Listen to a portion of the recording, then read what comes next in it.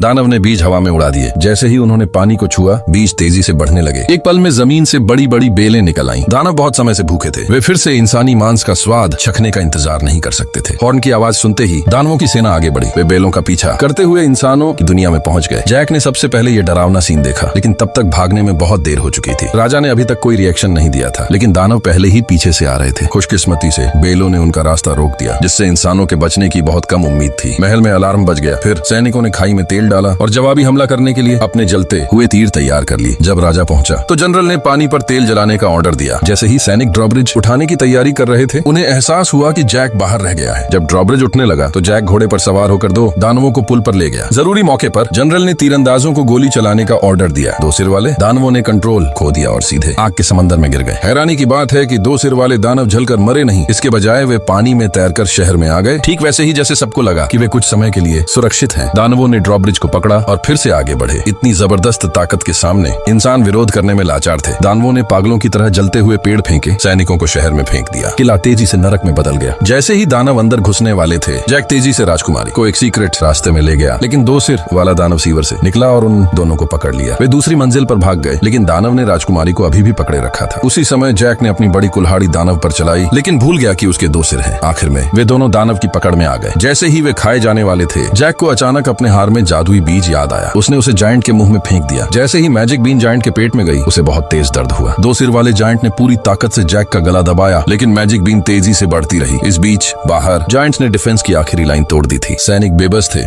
General ने आखिरी लड़ाई की तैयारी की, लेकिन तभी जायंट्स ने अचानक अपने हथियार नीचे रख दिए और इंसानों के सामने घुटने टेक दिए। सबने मुड़कर देखा कि जैक ने दो सिर वाले जायंट को हरा दिया था और मैजिकल क्राउन हासिल कर लिया था। जैक के एक ही कमांड पर सभी जायंट्स बादलों में वापस चले गए।